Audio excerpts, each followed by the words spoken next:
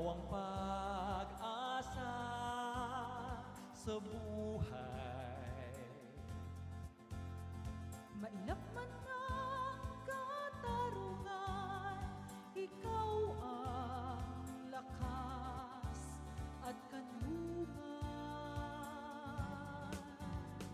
Ang langit man ay kakampi mo,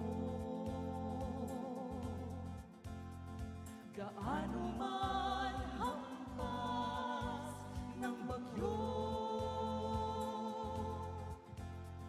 di uurong upang matamo misyon ng buhay para sa'yo. Persida, alamat na tunay. Persida, ang lingkod ng bayan. Persida, bigay ng may kapal upang ang bayan ay may gabay. Buhay lilipas, magwawa. Chest mic, hello, 1, 2, 3. Chest mic. Chest mic. Salit-saling lahi, may galak. Ang bakas ng iyong lumipas, Dakilang gabay sa pag-unlad. Persida, ang kasaysayan mo. Persida, hindi malilimutan. pagmamalasakit mo. Tunay, hindi mo kami iniiwan. Persida, alamat na tunay. Penas na pamay nilaan, pangaray kaunalan sa lahat ng larangan. Mabuhay, lungsod ng Pasay, lungawan ng sandaigdigan. Ugaling, pagpagtanggap at tuwigan, mamamayan. Pasay, mahal kong bayan, sa puso'y nag-iisa.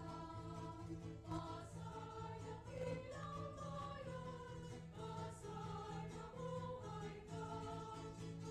Magpatay na Diyos, magkabansa, magpataon, sa sinugan na pagmamahal, ng tunay na Pasayenyo.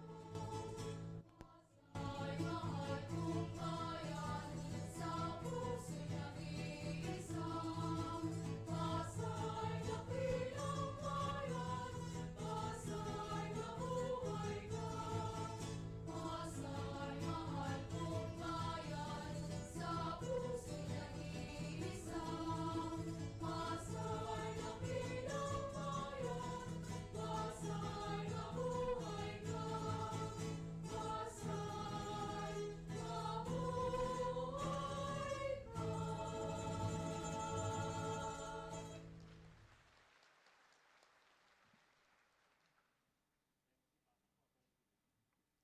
Sa ating mga kababayan mula Luzon, Visayas at Mindanao at maging sa ating mga OFWs Global, magandang araw po sa inyong lahat. Tayo ngayon ay naka-live upang ating matunghayan ang pagbubukas ng 7th MCLE Accredited National Conventions of Public Attorneys. Ladies and gentlemen, the Chief Public of the Republic of the Philippines, Dr. Persida V. Rueda-Acosta.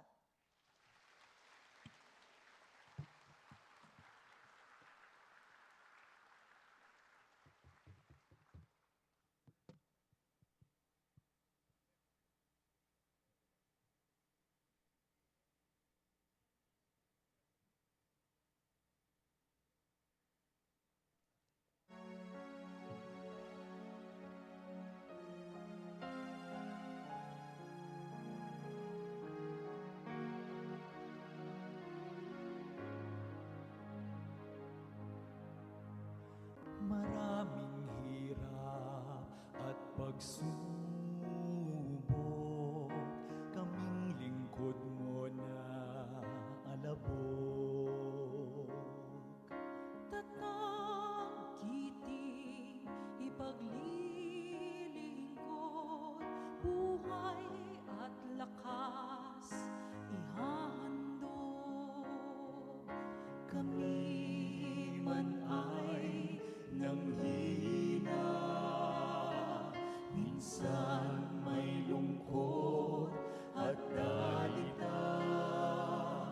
Ramdam namin nandyan ka, Ama, nagbabantay, laging kasama. Halina at laging damahin ang kanyang banal na pag-ibig. Dakilang gawa malasakit upang makarating sa langit.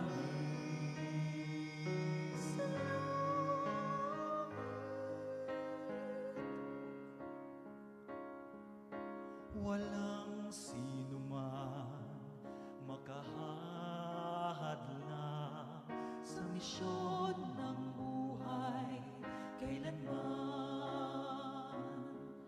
Laging ikaw ang aming kaakbay upang makamit ang tagumpay. Langit ng tuwa, kagalakan sa ating magpakailanman. Walang hanggang buhay kakamtan sa langit na tunay na bayan. Halina at laging damahin ang kanyang banal na pag-ibig. Dakilang gawa malasakit upang makarating sa langit. Halina at laging damahin ang kanyang banal na pag-ibig. Dakilang gawa malasakit upang makarating sa langit. Salamat sa'yo, Ama.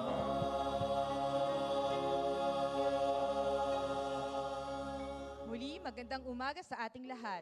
Tinatawagan po ang Special PAW MCLE performers.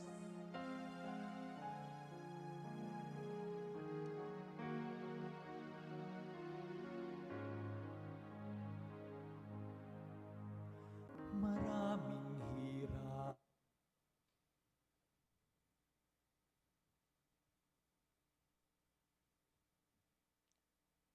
Tayo'y tumayo ng tuwid, ilagay ang kanang kamay sa kaliwang dibdib upang bigyang pugay ang pambansang awit ng Pilipinas.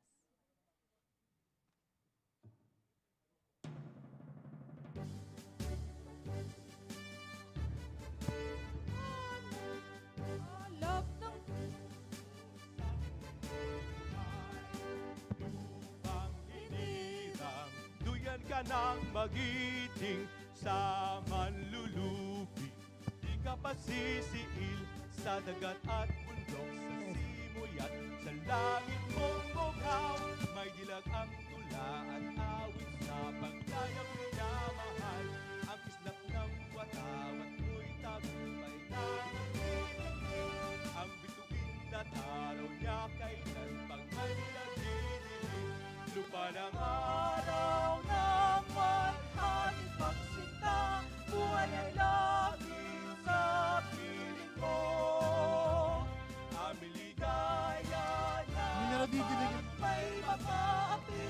ang mamatay ng dahil sa'yo.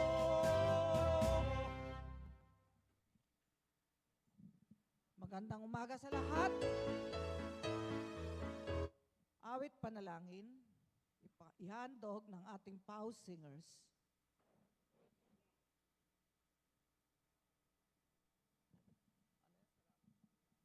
Salamat, Panginoon.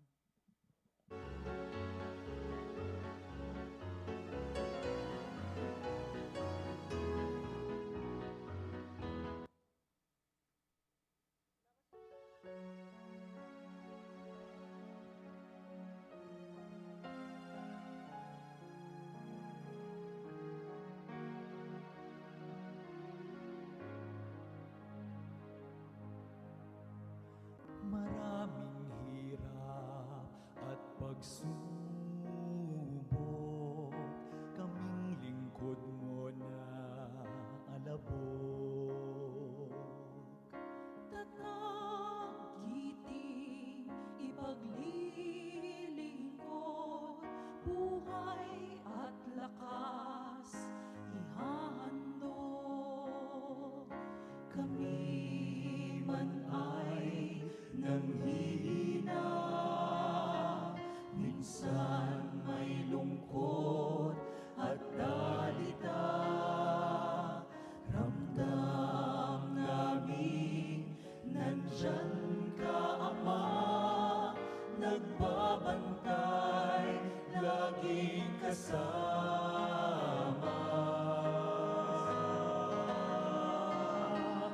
Halina at laging damahin ang kanyang banal na pag-ibig.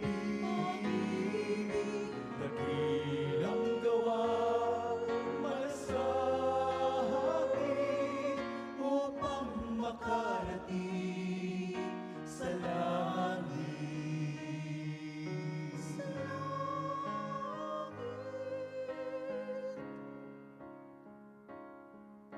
Walang sino man makahahadlang sa misyon ng buhay kailanman. Laging ikaw ang aming kaakbay upang makamit ang tagumpay. Langit at tuwa, kagalakan sa ating magpakailanman. Walang hanggang buhay kakamtan sa langit na tunay na bayan.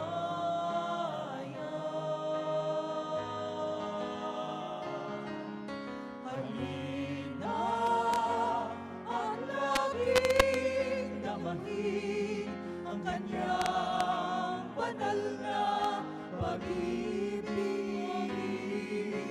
Dakilang gawa malasakit upang makarating sa langit. Halina at laging damahin ang kanyang banal na pag-ibig. Dakilang gawa malasakit upang makarating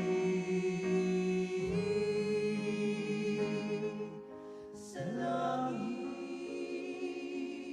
salamat sa'yo, Ama.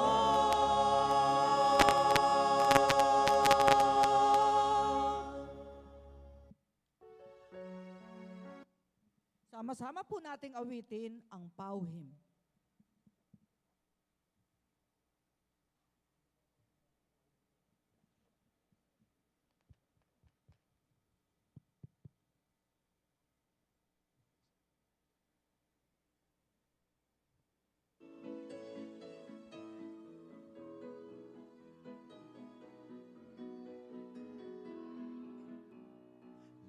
Let us join the happy crowd.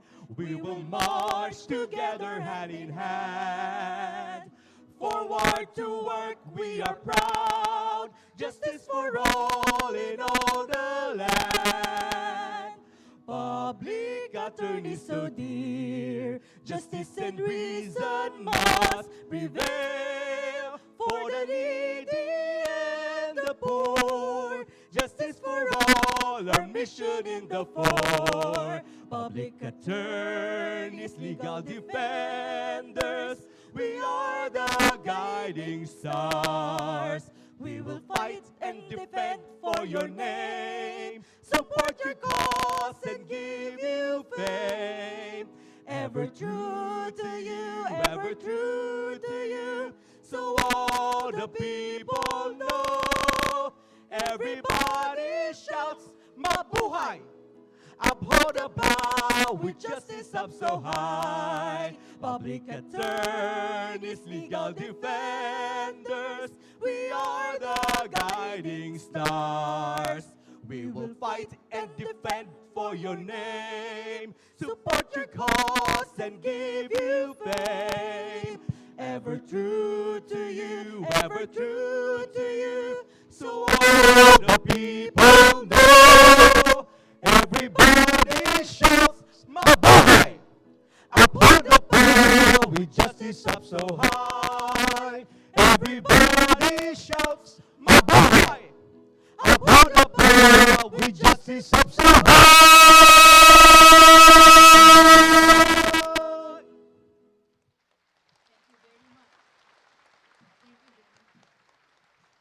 Maraming Maari na pong magsiupo ang lahat. Leave it on. Leave it on, Charlie. Leave it on. Welcome to the 7th MCLE Accredited National Convention of Public Attorneys with the theme Fostering Patriotism, Unity, Resiliency, Solidarity, and Efficiency in the Quest for Social Justice, Human Rights, Equity, and the Rule of Law. Presenting your MCs for the day, Regional Public Attorney Bebelin Monsanto, former Regional Public Attorney Francis Calatrava, Attorney Maria Joy Karen Adraneda Filio, Attorney Alvin Cardenas, and Miss Arlene Menjola. Good morning, mga kapwa naming public attorneys from Luzon, Visayas at Mindanao. It's been 5 years since we last met up in a similar gathering.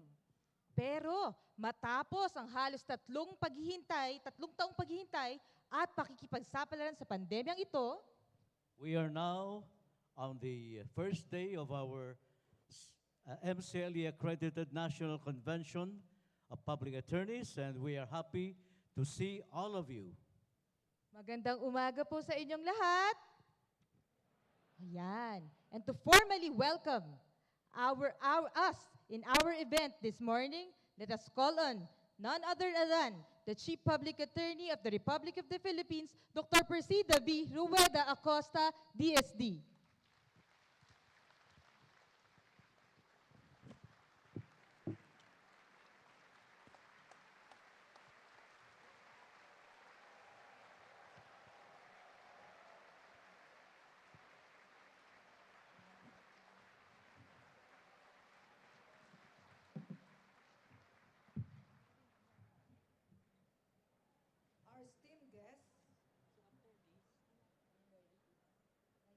Our esteemed guests and speakers, respected MCLE lecturers, my beloved public attorneys nationwide from Luzon, Visayas, and Mindanao, ladies and gentlemen, a very pleasant good morning to everyone.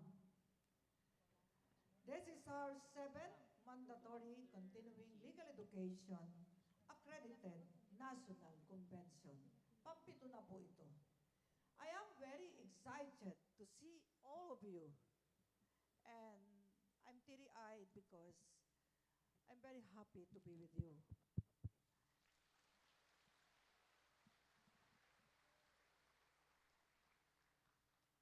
very much grateful for this opportunity to meet all of you once more in the flesh and face to face. We can consider this gathering as a milestone. It is a milestone because of the following reasons. Number one, this is our first nationwide gathering after almost 2 years of living with varying degrees of mobility restrictions due to COVID-19. Second, our 7th MCLE Accredited National Convention of PAO Lawyers happens to be the first PAO convention to be held under the administration of the new President, His Excellency President Bongbong Marcos. And third, 2 weeks from now, we will be celebrating our 50th or golden founding anniversary.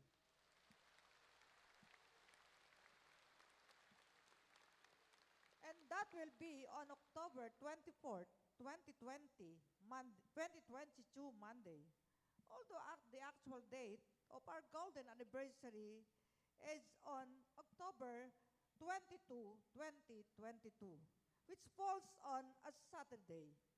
Hence, we will be celebrating on October 24th, Monday, our golden anniversary, which will be done simply and frugally in its service at the central office and in every region nationwide. Simple na lang pong pagdiriwang sa kanya-kanyang opisina. Dahil parang nauna na po ang pagdiriwang natin nang nagsasama-sama na tayo ngayon, pagtitipong ito at sa mga susunod na araw sa linggong ito. The Supreme Court had given us an authority as mandatory continuing legal education provider since 2002 or 20 years now. Can I have water? Thank you.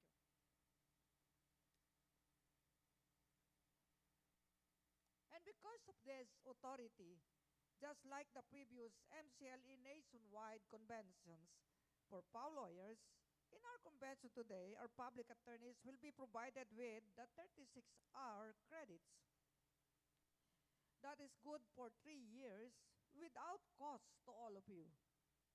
Libre po nating ipinabahagi sa mga public attorneys sa pamamagitan ng kagandahang loob ng ating pamahalaan, sa pamamagitan ng DBM at ng pamunuan ng PAO. At ngayong araw na ito, may papasok sa ATM ninyo para may baon kayo. Sa darating na Biyernes, meron pa ring papasok. At sa 24th, Golden Anniversary, may papasok pa rin. Ito po ay bilang pasasalamat sa inyong buong sigasig, katapatan at pagsuporta sa paglilingkod sa ating mga kababayan at minamahal na inambayan sa pamamagitan ng ating tanggapan. My dear public attorneys, we are truly bonded by the mandate of our beloved PAO. Although we are not always physically together, we are one in the accomplishments of the directives of Republic Act Number 9406 or PAO and other laws and rules and regulations which authorize the fulfillment of our duties and responsibilities as officers of the court, counsel de oficio, public servants, protectors and defenders of legal and human rights of our kababayans and other people who are qualified to receive our mandated free legal aid. Our more than 2,000 public attorneys have vital roles in the attainment of the achievements of PAO. Notably, during the height of this pandemic, without them, it would be impossible to serve 6.6 million in the year 2020. Palakpakan nyo ang inyong sarili. Bagaman pandemya, bagaman nagkakasakit ang karamihan sa atin at ang iba nga ay na-COVID pa kahit bakunado, ay tuloy ang trabaho. Talagang na-appreciate ko ang inyong pagmamalasakit at pagsisikap sa kabila ng mga pag-uusig, sakit at karamdaman at panganib na nakamamatay na pandemya. Palakpakan niyong muli ang inyong mga sarili. At noong 2021, nakapagsilbi tayo last year ng 9.7 million clients. Bagaman kung ihahambing noong 2019, wala pang pandemya, tayo ay nakapagsilbi sa 19 million clients. At talagang nakakahanga ang inyong paggawa, pagtulong para sa pagliligtas ng mga api at maralita. Humawak tayo ng 752,196 cases in 2020, 787,000 cases in 2021. Palakpakan niyong muli ang inyong sarili. With our public attorneys, you are the unsung heroes. Minsan tayo'y tinatapak-tapakan, niyuyurakan, pinagtatawanan, at minsan ay inuusig pa at sinasabing kayo'y mga ampaw-siopaw. Nung araw siguro yon. Pero ngayon, tayo'y umaapaw sa pagmamahal sa inang bayan. Indeed, we are frontliners. Sarado ang karamihang opisina, pero tayo'y bukas para sa mga maralita. May sakit, nagtatrabaho pa rin ang mga lawyers. Sa gabi, bumabangon, pumupunta sa mga kulungan at police stations. Talagang kahanga-hanga ang inyong pagsali at pagpasok dito sa Public Attorney's Office. Kaya mamaya, paparangalan natin ang 198 na public attorneys na tumagal dito sa loob ng mahigit 15 taon. Sa halip na sila ay maging judges, prosecutors, justices, nandirito sila, kasama pa rin natin. Narito sila upang gabayan ang mga bagong pasang abogado na sa atin ay sumasali at ibig magkaroon ng tinatawag na passion for justice. With the support of everybody, our office was able to secure 83.05% favorable dispositions. Tumaas kaysa nung 2021, 81.34 noon. Tumaas ngayon sapagkat sadyang tinatanggap natin ang hamon ng panahon. Kahit may bagyo, kahit may baha, kahit may sakuna at epidemya, nandyan si public attorney. Palakpakan nyo ang inyong mga sarili. This year, we felt that all the efforts of our public attorneys and the whole agency of PAW are being appreciated by the new administration. During the budget hearings in both House of Representatives and the Senate, our office did not experience any problem at all. Pakiramdam ko nga po noong nakaraang budget hearings ay bumalik ang dati. Dati tayo'y parang sanggol na ipinaghihili. Tumigil na ang nagpapabawas ng budget. Tumigil na ang nambubuli sa atin. Tumigil na ang nang gustong tanggalin ang plantilya ng ilang kasama natin. Kaya nga, sabi nga, weather lang. At na-realize nila na tayo ay trabaho lang at walang personalan. Ang lahat naman ng ito'y iniingat at patuloy nating iniingatan ang tinatawag na kredibilidad, tinatawag na kagitingan sa paglilingkod, at kailan may hindi mauuwi sa pang-aabuso ng tiwala at pagpapabaya. Newly appointed officials have requested and sought the agreements, the MOAs, between PAW and other departments. Nauna dito si Secretary Erwin Tulfo para magsagawa tayo ng supplemental MOA na pinirmahan namin noon ni Secretary Bongko din na ngayon namayapa na. Pinaigting ang pagtulong sa mga solo parents nung araw para lang sa mga biological parents na gustong mag-adopt. Yan ang MOA namin ni Sec. Dinky. Para sa mga battered wives and children. Ngayon ay lalong lumaganap sa pamamagitan ng supplemental MOA na pati suporta ng alibughang ama sa kanyang mga anak sa labas o anak sa loob ay dapat tumanggap ng suporta. At yan ngayon paiigtingin natin para wala ng anak na magdurusa. Wala ng anak na hindi makapag-aaral at ang mga amay magbanat ng buto. Nag-anak ka, responsibilidad mo na palakahin at pakainin ang iyong anak. At mayroon pang isang bago. Noong 2015, ang inyong hepe ay nagtapos ng doktorado sa University of the Philippines College of Social Work and Community Development. At ang aking disertasyon ay tumukoy sa mga kamatayan sa kulungan. I-apply ang tinatawag na rights-based approach. At sa pamamagitan ng department order ng ating mahal na ama ng DOJ, Secretary Crispin Jesus Remulla o Boying Remulla, inutusan ang inyong POW chief na pangunahan ang pagpapalaya sa mga overstaying inmates. Kaya, very confident ako na sa mga BJMP jails ay nandiyan kayo. Araw-araw, linggo-linggo, buwan-buwan ay may napapalaya kayo. Alam ko yun dahil monthly nagpapadala kayo ng report sa central office. Palakpakan niyo muli ang sarili niyo. Sa darating na October 25, meron na namang pagpapalaya sa New Bilibid prisons at sa iba't ibang kolonya. Sasamahan po ng inyong hepe ang ating mahal na Secretary of Justice para patunayan sa buong mundo na kapag sinabi ni Secretary Remulla, tinutupad niya. At kapag nangako si PHILIPPINE ay nandoon tayo, sama-sama ang buong pwersa ng Public Attorney's Office.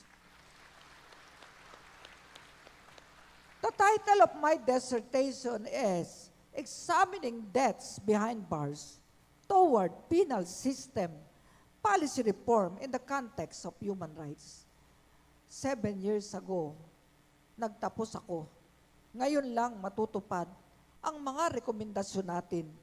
I-apply ang GCTA or Good Conduct Time Allowance para sa matatanda, para sa mga may sakit, para sa mabubuti na sentensyado at wala nang apila sa ating mga kolonya.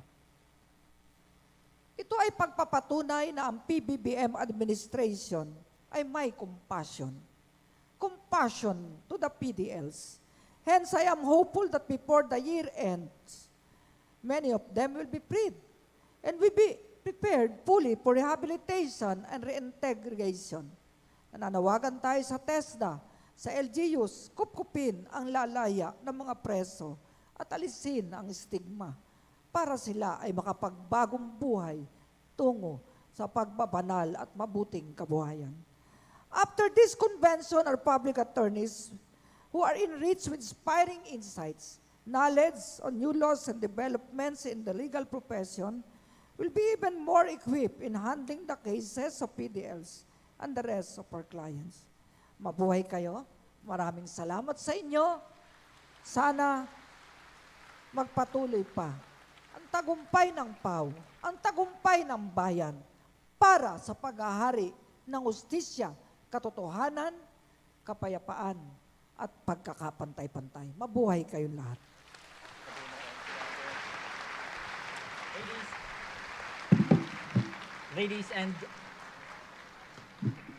Ladies and gentlemen, that was our Chief Public Attorney, Dr. Persida V. Rueda-Acosta, DSD. We hope that everyone will maintain this kind of enthusiasm and energy after na marinig natin na may sorpresang hatid ang ating butihing Chief Public Attorney, okay? And we are very happy and elated that we are now attending an in-person national convention. And we are joined by more than 2,000 participants from all over the Philippines. How about you, Direct RPA, Ma'am Bevelyn and RPA Francis? How are you feeling today?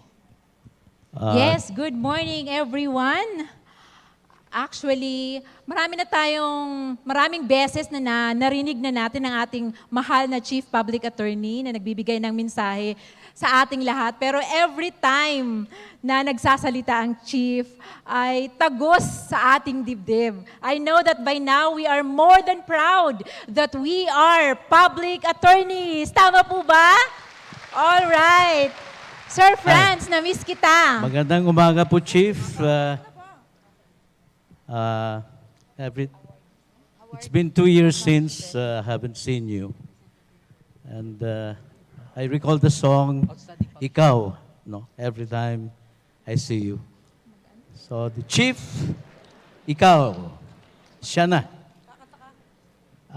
Mamaya na Chief tayong dalawa. Okay, sinabi ni Chief kanina na may papasok sa inyo ngayon, di ba? Lord, sana kasali ako. Okay. By the way, sabi nila, sino daw ako? I am triple RPA,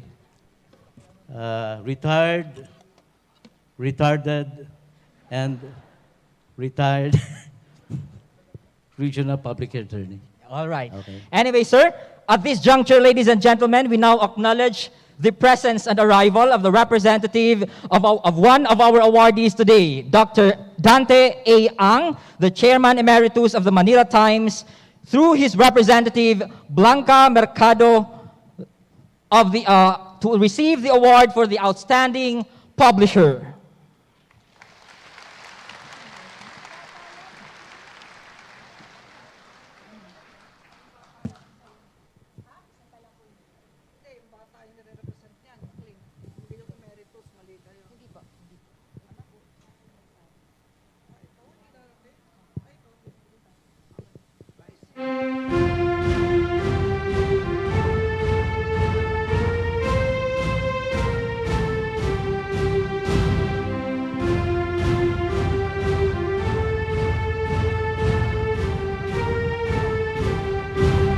On this very stage, we will witness extraordinary individuals who made an impact to the people and the communities we serve. Most importantly, who supported the advocacy and became champions of and for the Public Attorney's Office.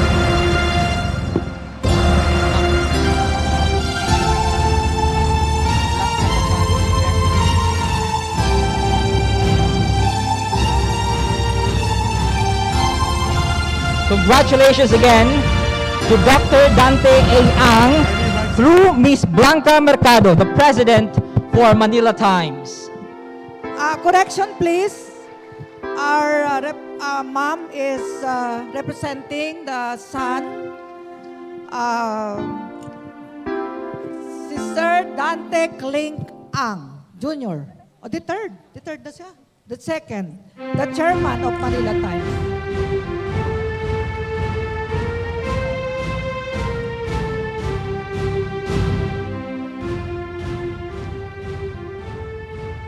Manila Times has been very supportive of our office for more than 2 decades. Manila Times is publishing our daily column, Dear Pau.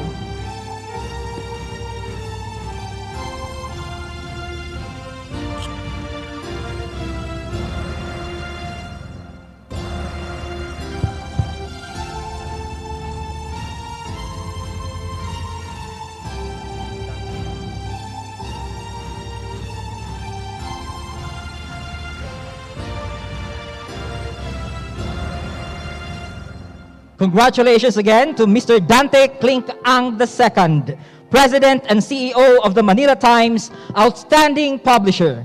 Thank you very much likewise to his representative, Ms. Blanca Mercado, the President of Manila Times. Medyo pasensya na kayo, nanganganay tayo ngayon, first day, no? Dalawa kasi sila, yung ama at yung anak. Pareho ng pangalan, Dante Clink ang the second. Congratulations po, Sir Dante. He is now indisposed, kaya hindi siya nakarating. May representative. At ngayon po, tatawagan na natin. Meron pa bang dumating? Wala pa. Tawagan na natin ang 198 awardees. Ako na muna mag-MC. Ayan. Kasi ano eh. Okay? May I have the list? Sino na? Akyat na rito yung una? Sige na. Dito, saan ang pila? Diyan? Di pa dito ang sabi kong pila? Pila na dito yung 15 year and above service at PAW. Unahin na muna natin. Okay? Ay, salamat. Lumakas na yung sounds. Ayan. Kanina hirap ako magsalita. Mahina. Okay? Our Chief, our loyalty awardees for Yeah. 15 years, Attorney Karen J. Del Rosario. Attorney Socrates A. Padua. Attorney Rex S. Malcampo. Where are they? Attorney Jasmine B. Osbeña Line up Dancillo. here. Stop muna. Wala pa. Ayan. Para maayos tayo.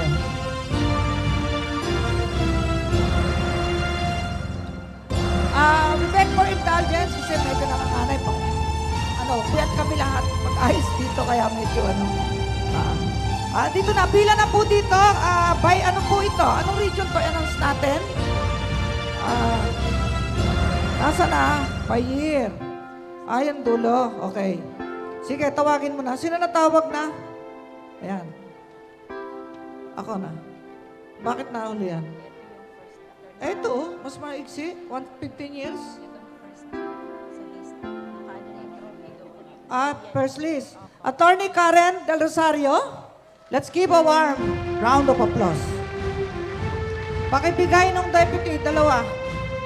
Attorney Socrates Padua, pakyat na po. O, ganun, sige. Attorney Rex Malcampo, akyat na. Attorney Jasmine B. Ocbenia Doncilio. Attorney Queenie Marie C. Villanueva Solidum. Attorney Glenn N. Bihag.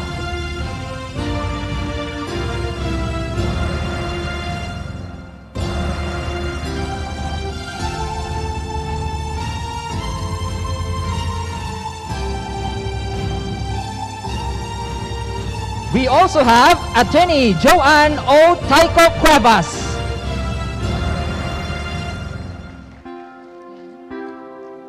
Attorney Diane Patricia D. Arceo Barangay.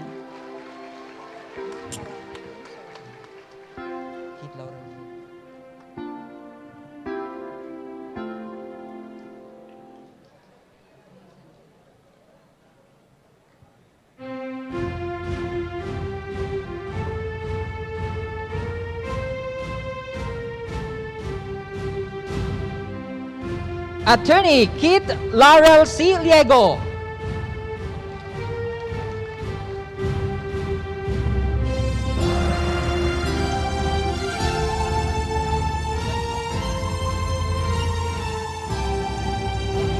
Attorney Johara Irene B. Sablon.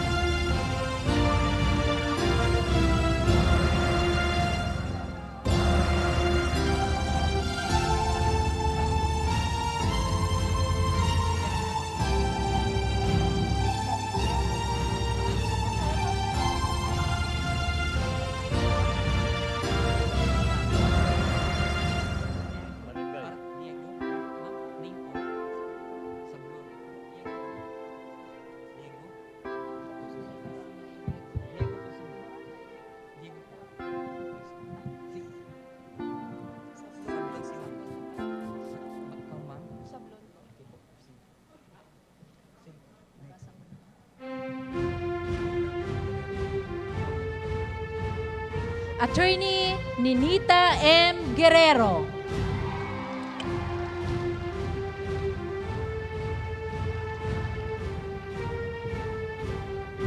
Attorney Donna F. Cabanlas.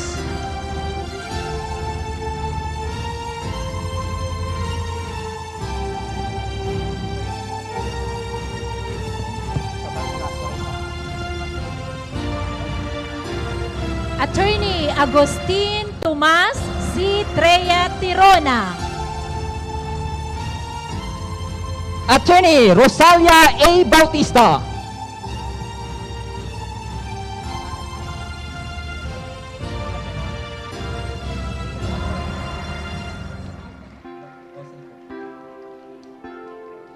Attorney Lailani Grace P. Caraan Obrador.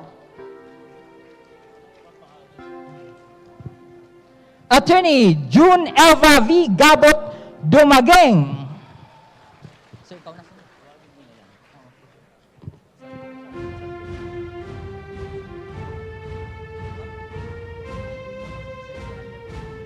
Rosalia Bautista.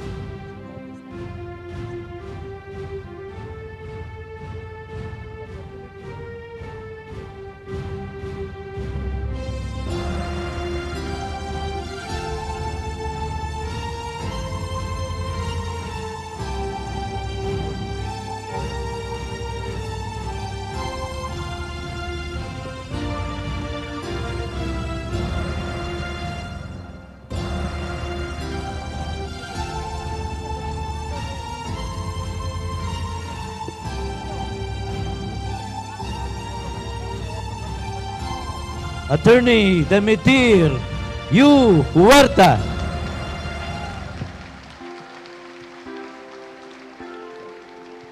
Attorney Maria Teresa S. Bandal. Attorney Rizal Q. Reyes Jr.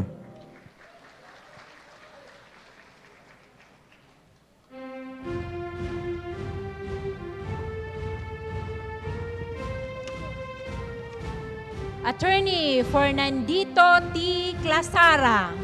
Attorney Rivera. Next in line po, Rivera. Rivera. Attorney Frederick F. De Vera.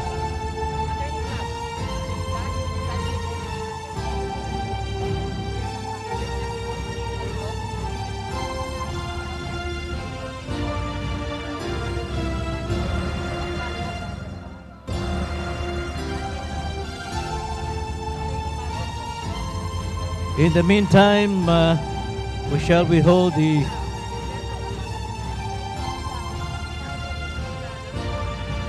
Mr. Frederick Rivera, please.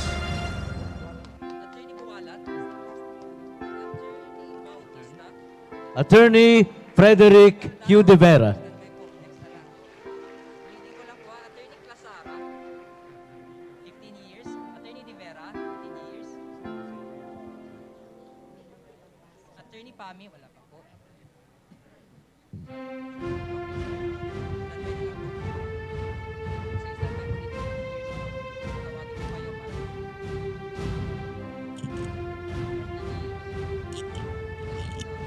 Again, congratulations to our awardees.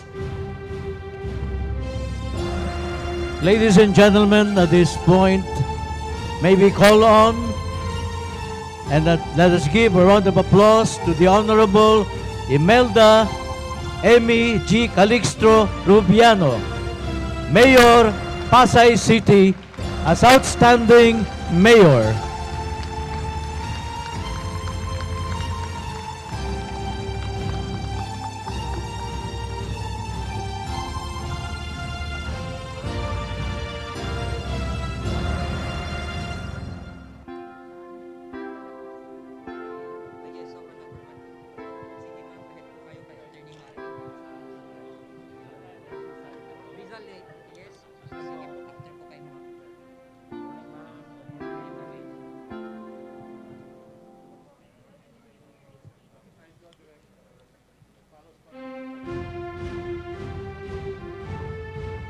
Once again, the Honorable Imelda Emmy G. Calixto Rubiano, Mayor, Pasay City.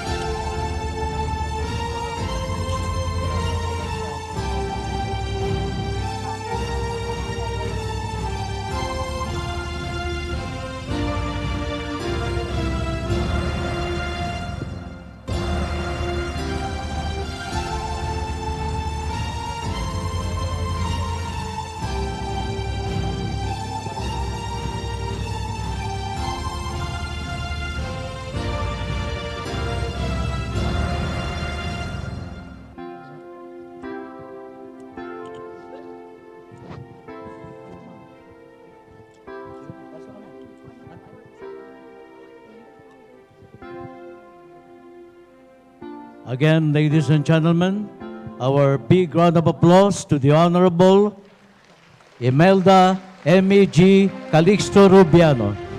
Let's hear her response for the award that we had given for her invaluable support to the Public Attorney's Office. Let's give a round of applause again to our beloved Mayor, Mayor Imelda Calixto Rubiano.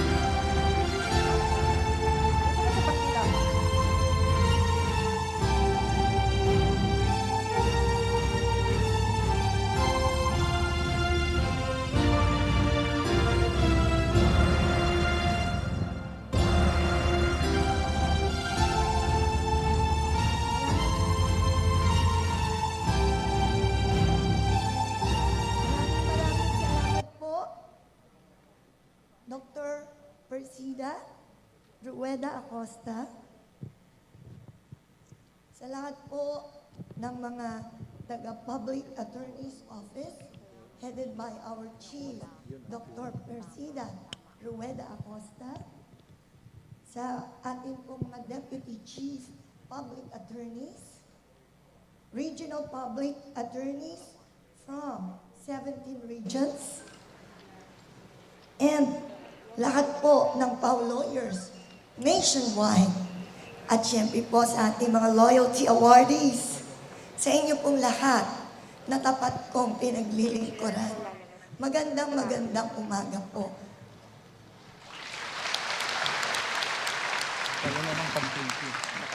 Unang-una po, kinokongratulate ko po kayo sa inyong napaka-successful na convention ngayong araw na ito.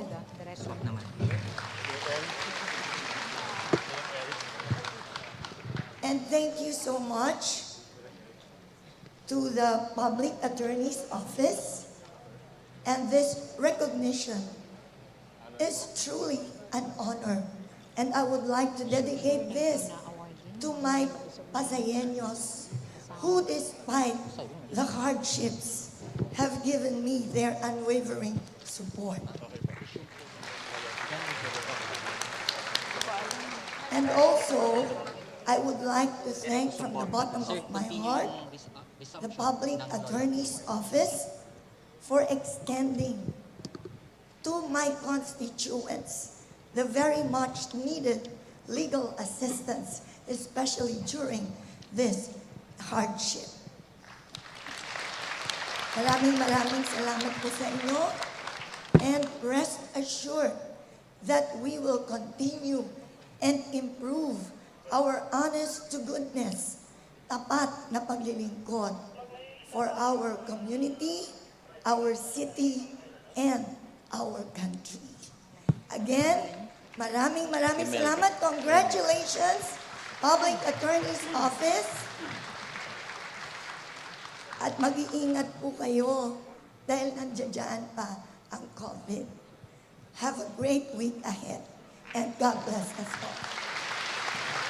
Again, ladies and gentlemen, the Mayor of Pasay City, Honorable Imelda M.E.G. Calixto Rubiano. Thank you, ma'am, for the heartwarming message.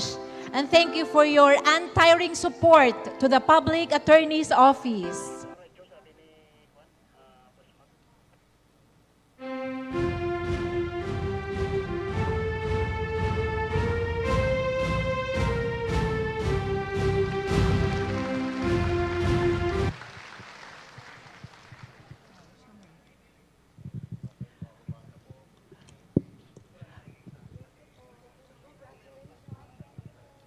Maraming salamat po, Mayor Emmy.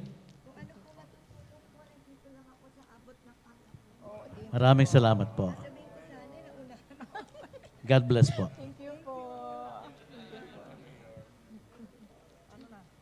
And now, we'll have photo ops with the awardees. Of course, with the chief and the two DCPAs. Usog doon para magkasya. With the permission of the chief, we resume the awarding of our loyalty awardees, starting with 15 years. Give your best smiles with your face masks.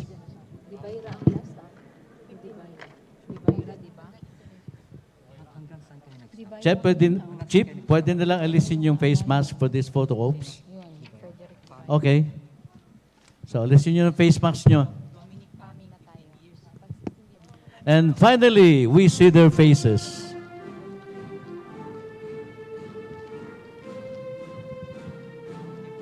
The first batch of awardees.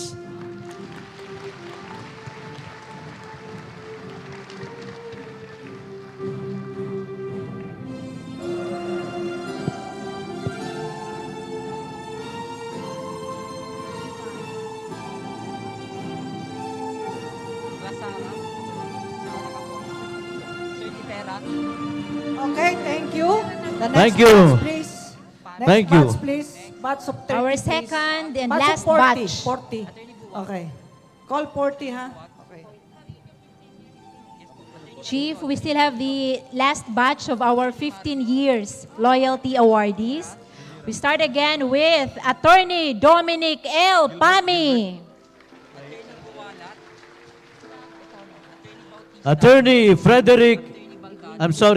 Attorney Wendelino M. Buwag. Attorney Jimmy T. Aguilion.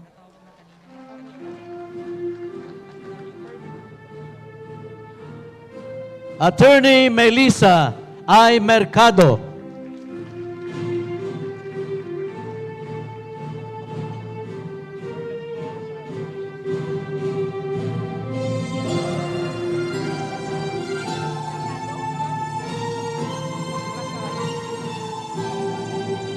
Please call the next one. Attorney.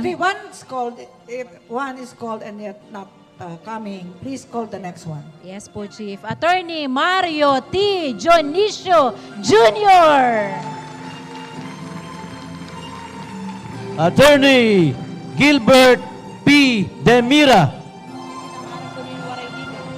Attorney June Elva Gabot Dumangeng.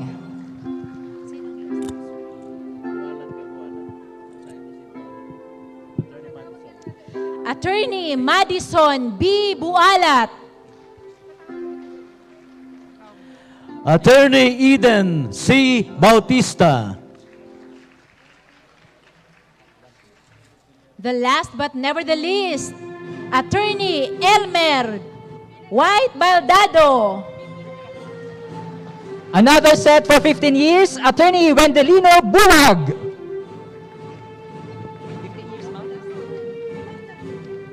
Attorney Melissa Mercado. Attorney Rizal Reyes Jr. And finally, Attorney Cristina Jenny Carino. Attorney Eden Bautista.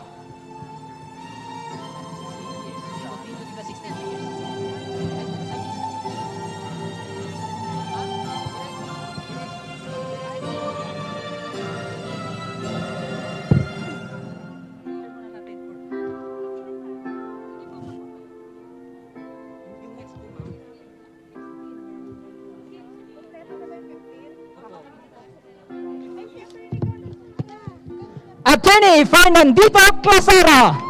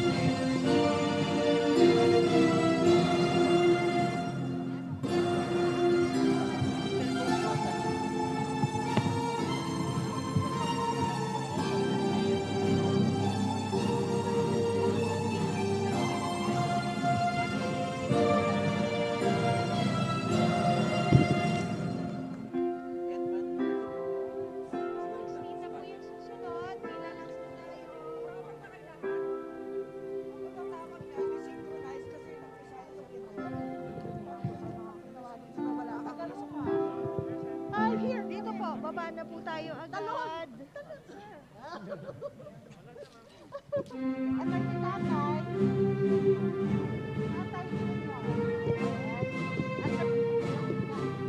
dapat mag-years tayo.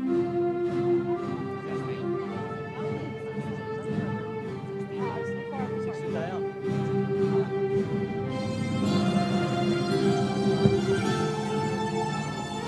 Okay, dapat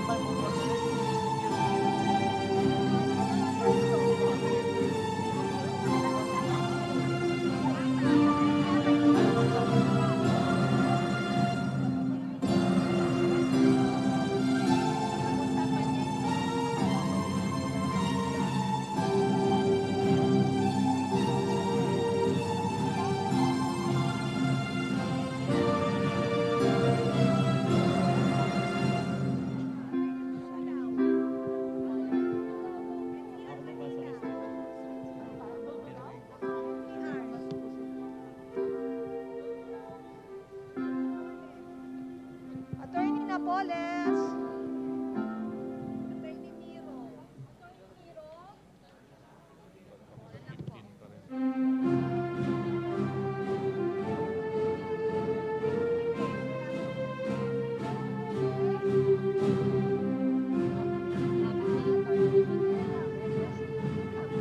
Arlene, wala dito. Sige.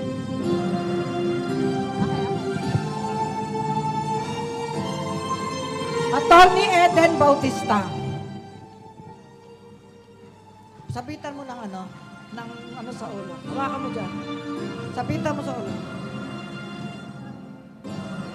Attorney Melissa Mercado. Diyan lang kayo, ha? Sabitan. Attorney Dayan Patricia Arceo Barangay. Pakisabitan ng Diyan lang muna kayo, kapatid. Magte-picture. Attorney Reyes Rizal. Kaya na kayo, hindi synchronize eh. Kahit by na. Lana? Sino pa yung nakapila dyan? May plaque pa dyan natira. Tapos na siya? Attorney Jenny Carino. Attorney Casiño po. Okay. Wala na? Sige, picture na tayo.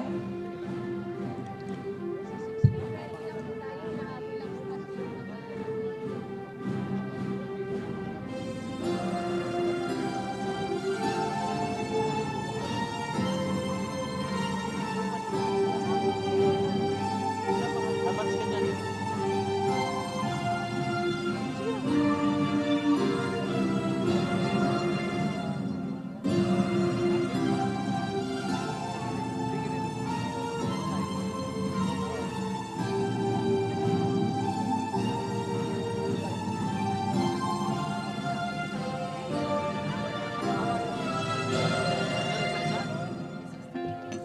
Pakiakyat na yung mga plaki dito para tatawagin na lang per plaki. Para synchronize yung aakyat sa plaki. Please. Okay?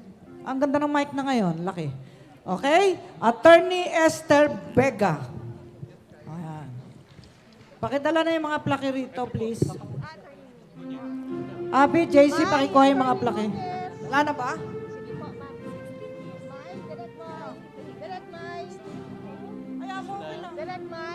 Attorney Nunez. Ay, hindi na. Akin na yung mga plake.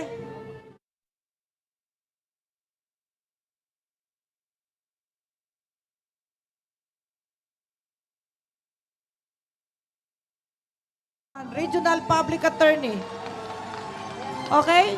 Where's the SAS? Ana, the SAS, please. Diyan ka lang muna. Diyan ka lang kayo. Where's the SAS? SAS. Ana, tagasabit ka ng SAS, please. Pasensya na kayo, marami. Rose Jose Domingo Aspureo.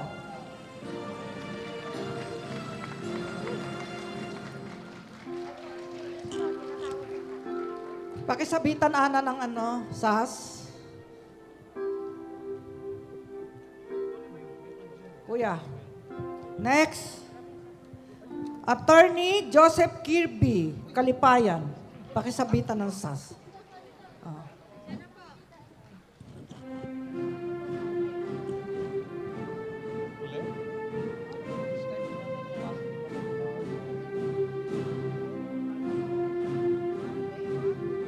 Thank you. Attorney Giovanni Velasco. Attorney Ingrid, Regional Public Attorney Trixia Rolyon Nastor.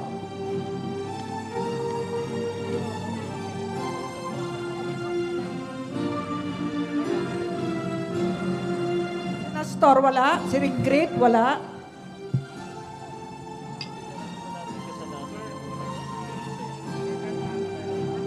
Attorney Silvania Binoya Gonzales. Hawakan mo pa, iaabot mo. Jeff, dito ka muna. Attorney Gay Kapampangan. Kapampangan. Binoya Gonzales. Yan. Gay Kapampangan. Ikaw ba yung kapatid? Ayan. Okay. Attorney Ramon Antonio Sabinorio.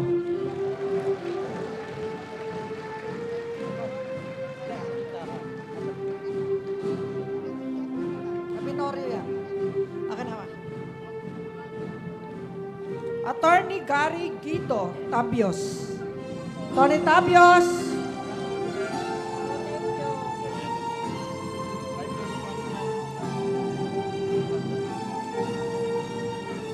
Attorney Aileen Orlito Paredes.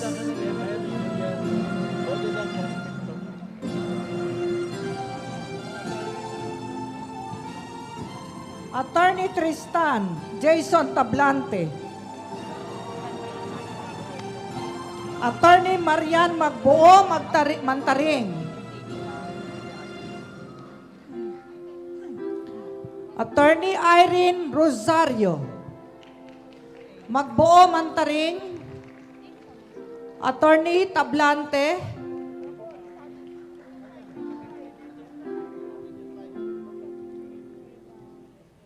Rosario. Rosario. Ito. Absent pa si Attorney Tablante, saka si Attorney Mantaring. Are they not around?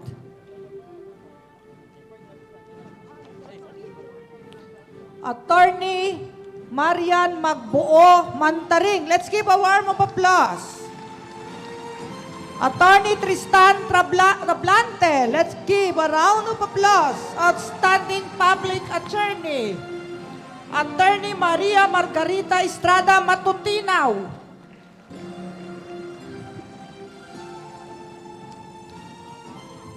Attorney Charlie Cabe.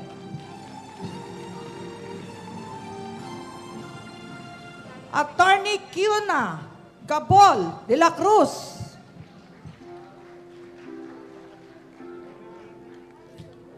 Attorney de la Cruz. Attorney Ricard Neil Carbajal.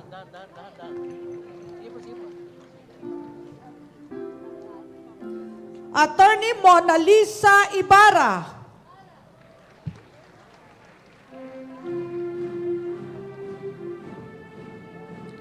Attorney Cristina Jenny Carino.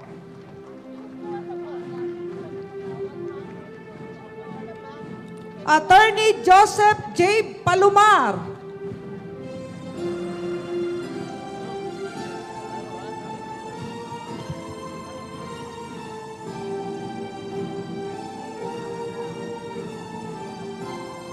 Picture taking muna.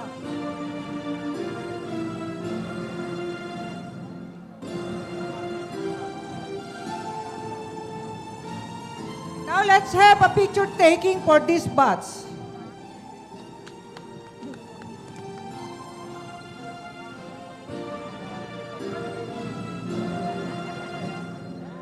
You may remove your face masks. You may remove your face masks.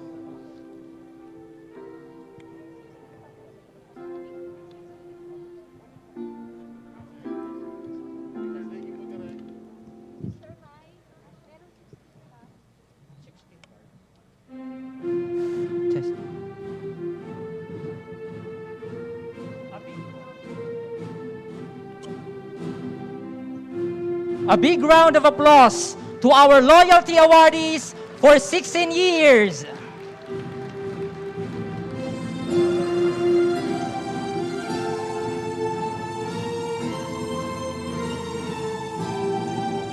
Okay, thank you. You will receive your reward at the right side of the stage while facing the spots. Okay, Attorney Sheila Lucero. Attorney Isidro Pedron. Attorney Emily Jane Kalingin Dangaso.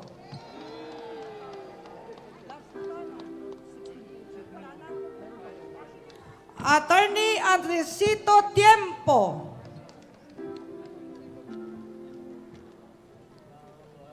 Attorney A.G. Galakgak. Attorney Roderick Tagaruma.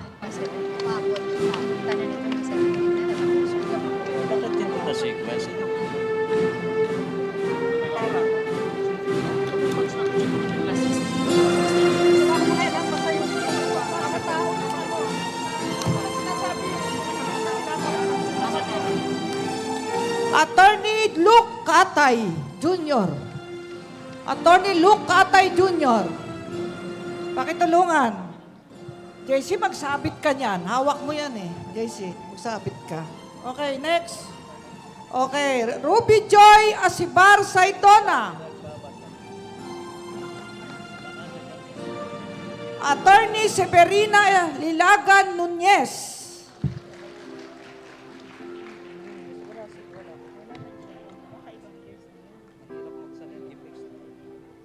Attorney Norin Maglunsod Napoles. Attorney Resurrection Dultulaw. Attorney Mary B. Tombok. Attorney Wenceslao Miro Jr. Meron pa.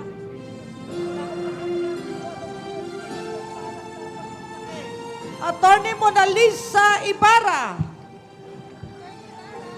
Attorney Lara Imelda Pabon. Attorney Easter Nori Talip.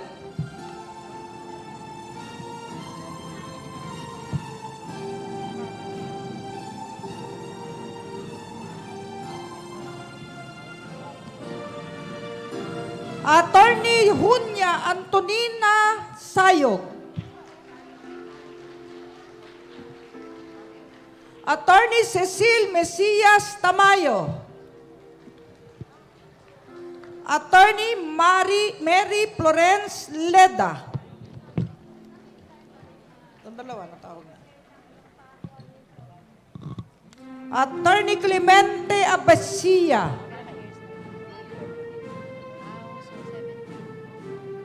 Attorney Girly Uy. Attorney Gerald Tayaban. Tayaban. Orozco. Makasunod. Attorney Maria Esther Alice Orozco. Kamuyot. Attorney Kamuyot. Depende. Diyan lang kasi yung Kaleda. sundan natin. Ako na, para apat pa yan.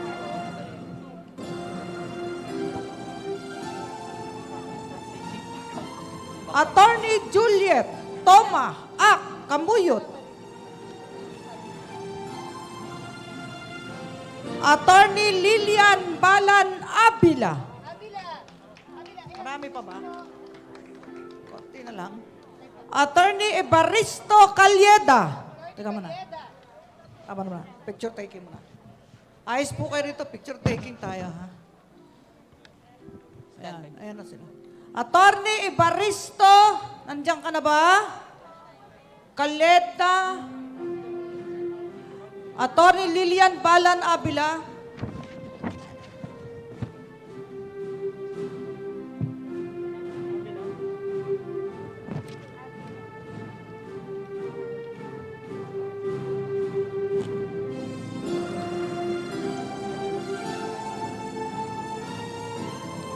Picture po tayo.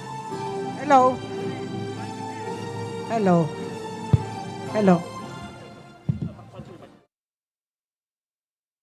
Last patch na yung susunod, ano? O, sige.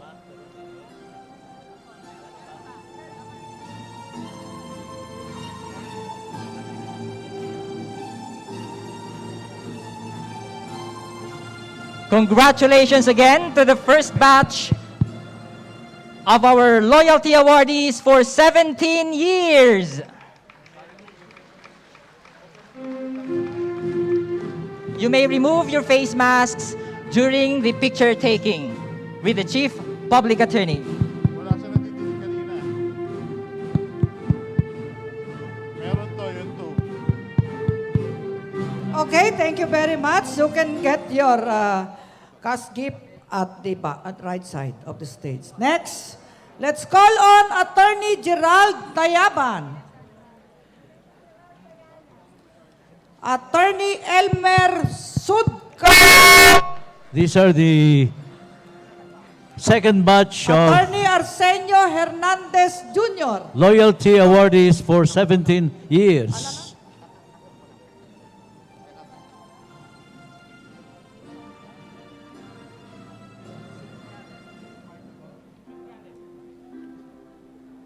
Attorney Alan Katmunan.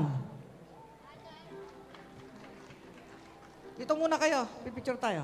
Ayan, Attorney Rosario Bitamog Baliso. Attorney Maria Emerald Gasataya Aliligay. Attorney Marco Ferdinand Bastian. Attorney Maria Leda Herona Gando. Dito muna kayo. Attorney Priscilla Salvacion. Attorney Nerio Morales. Attorney Levi Pabre. Attorney Danilo Tenebro Jr. Attorney Mark Oliver Asis.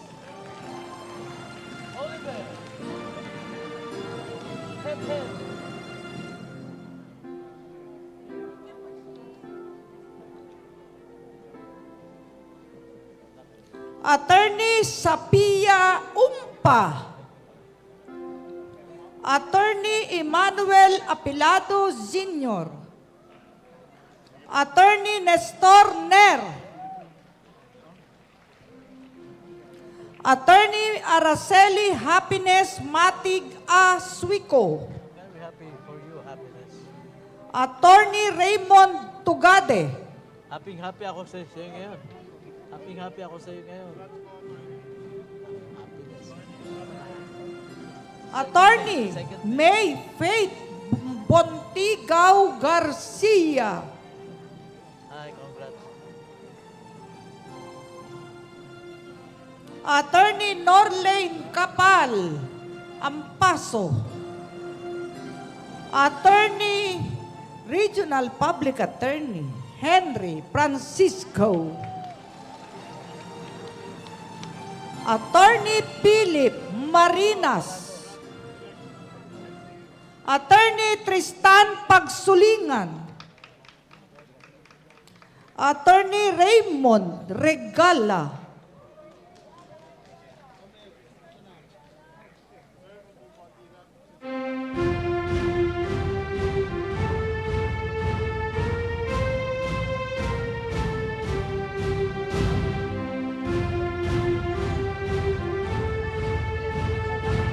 Attorney Raymond Regala.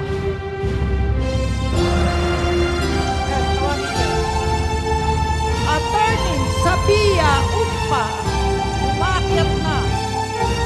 Attorney Gerald Tayaban. Attorney Ferdinand Portejo. Attorney Alberto Arcibuche. Attorney Tricia Flores Gomez. Attorney Attorney Romel Castañeda.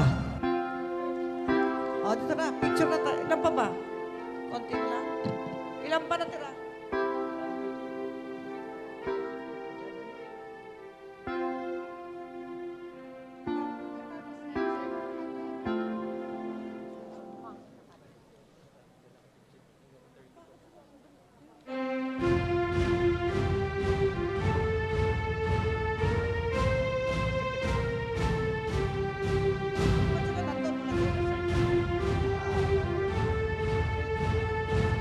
Okay, let's have a picture and we will pave the way to the our awardee from Manila Times.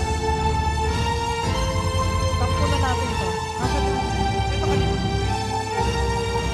Wala, absent. Tony Gerald Tayaban. Wala ba yung direct niya?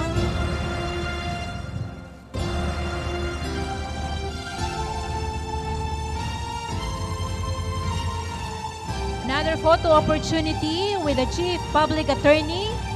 A warm round of applause for our loyalty awardees.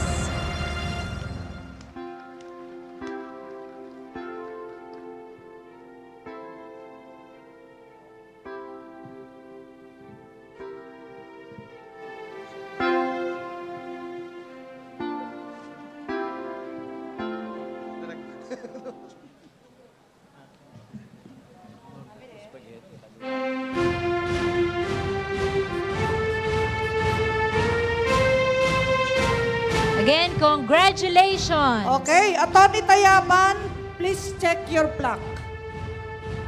Here is your plaque. That is the plaque of Attorney Tayaban. Thank you. Where's the plaque for Attorney Tayaban? Attorney Tayaban. Hindi mo nakuha kanya yung plaque mo? Hindi itong plaque. Nakuha ko sa'yo? We now Nakakuha, okay. temporarily pause the conferment of our loyalty awardees as we turn to award the most outstanding publisher. Ladies and gentlemen, Dr. Dante A. Ang, the Chairman Emeritus of the Manila Times.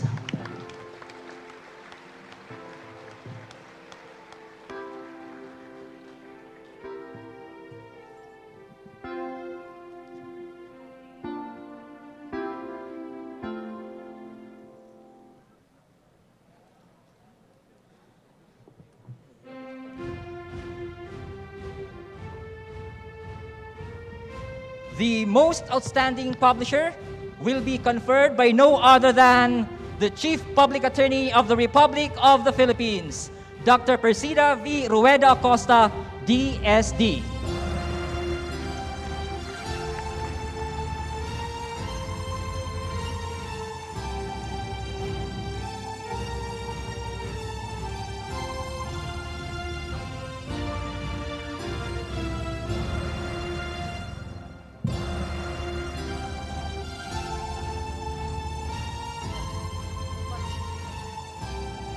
Ladies and gentlemen, let us please listen to the acceptance speech of our outstanding publisher, Dr. Dante A. Ang.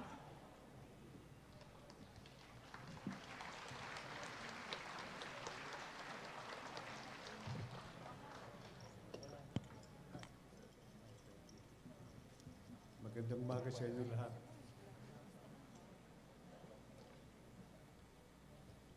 Medyo pagtsagaan ninyo ako ngayong umaga. At saka, before anything else, gusto kong humingi ng dispensa sa mga masasakit na aking babasahin ngayon. Wala po akong intensyong malakit.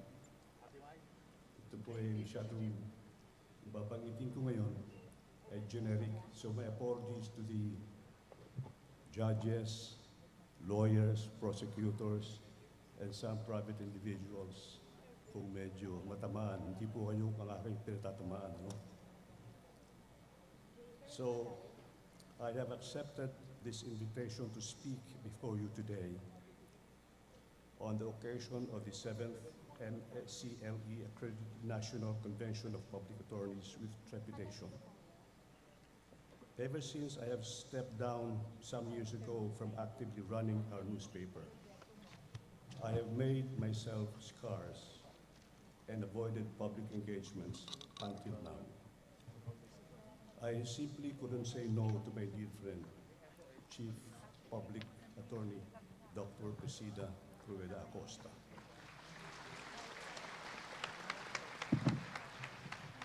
Public Defender par excellence. Subok sa tibay, subok sa tapang. I congratulate Dr. Acosta and the members of the Public Attorney's Office for your outstanding service to the country. You have displayed remarkable dedication, humility, and empathy in defending the dispossessed and the oppressed. You have shunned the glitter of gold and the trappings of power in pursuit of helping others. You have helped flesh out the spirit of what the late President Ramon Magsaysay once said. He who has less in life deserves more in life. I take my hat off to you all for your dedication and selflessness. May those in government follow your shining example. I am reminded of Luke chapter 10, verses 25 to 37, and I quote, "And behold, a certain lawyer stood up and tested him, saying, 'Teacher, what shall I do to inherit eternal life?' He said to him, 'What is written in the law? What is your reading of it?' So he answered and said, 'You shall love the Lord your God with your heart, with all your soul, with all your strength, and with all your mind, and your neighbor as yourself.' And he said to him, 'You have answered rightly. Do this and you will live.' But he, wanting to justify himself, said to Jesus, 'And who is my neighbor?'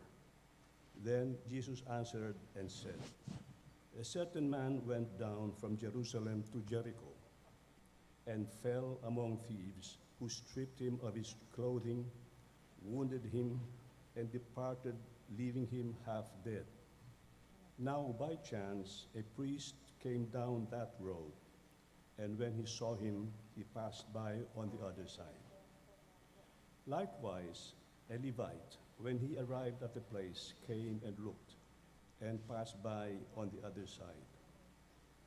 But a certain Samaritan, as he journeyed, came where he was, and when he saw him, he had compassion.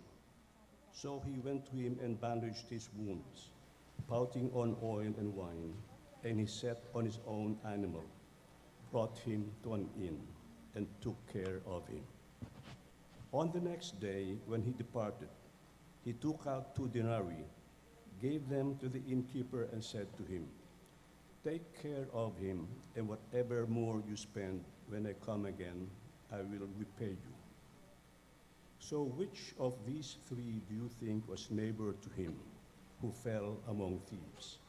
And he said, "He who showed mercy on him." Then Jesus said to him, "Go and do likewise."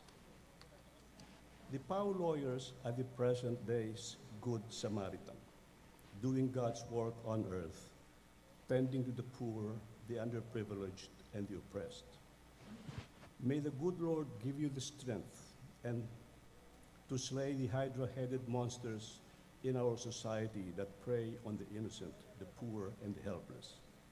As the old cliche goes, your reward is not on this earth. The POW lawyers are the unsung heroes of today. I am humbled to be in the presence of the unsung heroes.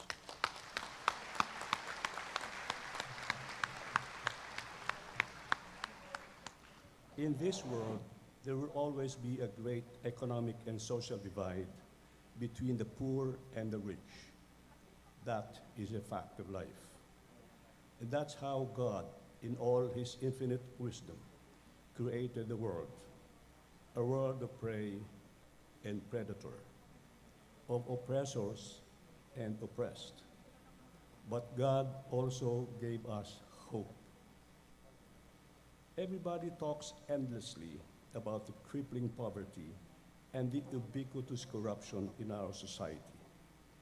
But while this is perhaps the greatest concern of our people, and has been for as long as any of us here can remember, our leaders, high and low, elected and appointed, do nothing about it.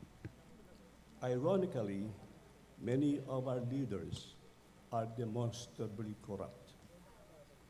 Together with some unscrupulous businessmen, they corner multi-million peso government projects that are clearly and patently overpriced.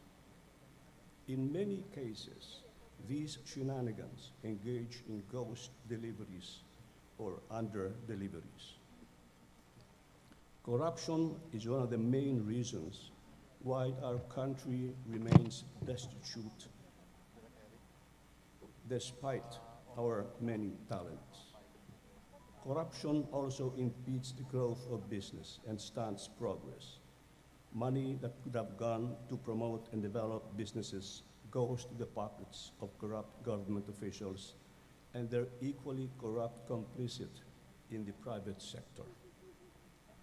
Under-the-table payments are made before documents or requests are processed. Even ordinary or simple transactions are not spared. As a result, people have grown tired of complaining and have accepted the bitter truth that they have to dance to the music if they want to do transaction or transact business with the government. Every election cycle, candidates talk of the pervasive corruption, of poverty, and of the need to eradicate societal ills. Yet, once in office, it is business as usual. But what is more disturbing is that people have accepted corruption as a way of life, or worse, as part of our culture. What has gone wrong with our morals? We were taught by our parents to be good, law-abiding citizens, to love and respect one another, and that success is not measured by money alone. We were taught to identify, or we were taught to reject and identify with the good. Yet corrupt officials and shadowy businessmen are feted and honored instead of being publicly shamed and ostracized. Some shadowy officials or politicians are even elected to office. Is our culture really damaged? Let's talk about a subject close to your hearts. You are all lawyers. You are full of idealism. That is why you are with PAU. There is no money in PAU. As well-educated and skilled attorneys, you could choose lucrative jobs, yet you are here in the company of the poor, the oppressed, and the voiceless, advancing the cause, protecting them from the machinations of the rich and the powerful. In an ideal world, what is legal should also be moral. Ironically, in the real world, what is legal may not be moral, and what is moral may not be legal. Fact is, and my apologies to the courts, our courts are littered with cases whose proceedings were tainted by corruption. But the law, being the law, once a decision is handed down, we are bound to respect it, regardless. Sorry na lang sa aggrieved party. Such is the irony of our judicial system. But isn't it our legal system moored on morals? So how come in politics and in our judicial system, Too often, you are faced with what are passed off as legal, yet are patently immoral cases. Where should the loyalty of the lawyer be, legal or moral? Lawyers have a sworn duty to defend the accused. Article 3, Section 2 of our 1987 Constitution says, and I quote, "No person shall be deprived of life, liberty, or property without due process of law, nor shall any person be denied equal protection of the laws." In prosecuting or defending a client, what are the lawyer's obligations to his client and to the law? Are bending the facts, or falsehoods, or outright lying part of a lawyer's duty to his client? One common refrain I hear from lawyers whose list of clients includes criminals is that it is the judge who determines the guilt or innocence of the accused. As a result, some lawyers take that as a license to bend the truth, lie, or even manufacture evidence in support of his client. If the lawyer knows that his client has manufactured evidence or is lying, how should he proceed to handle the case? In defending a client after unraveling the truth, would he advise his client to bear all and plead guilty as charged? Or should he go along with the lie, bend the facts, obfuscate, and go for acquittal? And failing in that, stretch the hearings of the case indefinitely until the plaintiff gets tired and decides to drop the case altogether, or settle or wait until a new friendly judge takes over the case. On the other hand, knowing fully well that the evidence against an accused was patently manufactured, should the lawyer still handle the case to prosecute an innocent man? You must have encountered manufactured cases filed by malicious plaintiffs armed only with money, connection, and power against unsuspecting innocent defendants who continue to languish in some dirty cell even despite retractions by state witnesses. Whether prosecuting or defending, more than the law, the lawyer's paramount duty is to uphold the truth. What then is the truth? Who defines the truth? Truth, they say, is the opposite of falsehood. Truth is the bedrock of justice. Absent the truth, there can be no justice, only injustice. Justice is served when the truth is upheld. Whether prosecuting or defending, the lawyer is bound by his oath to uphold the truth, though the heavens may fall. Truth should be consistent with the law, and the law should also be consistent with the truth. For justice to prevail, both the law and the truth must be in harmony with each other, like a symphony.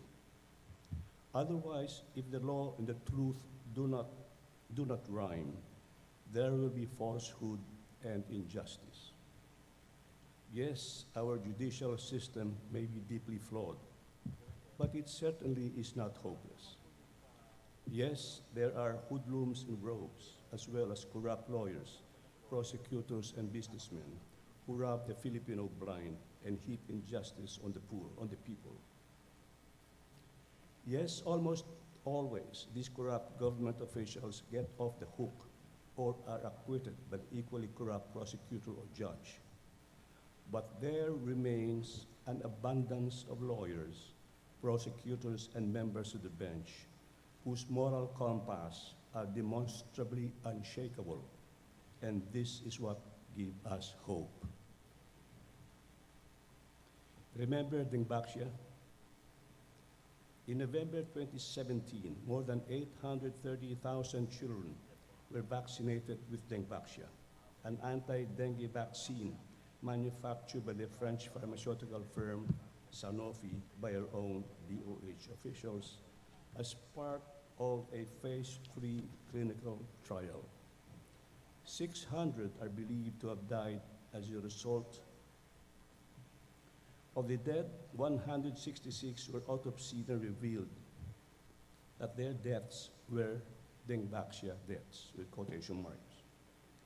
Families of several thousand victims of this reckless experiment were given 50,000 pesos each as out-of-court settlement. Several thousand cases more are still pending in various courts. These dengue vaccine-related deaths are astonishing in its insensitivity to human life. I cannot imagine how a vaccine still under clinical trial was administered to our children by DOH officials, violating established research protocols. Was it because they are children of poor families?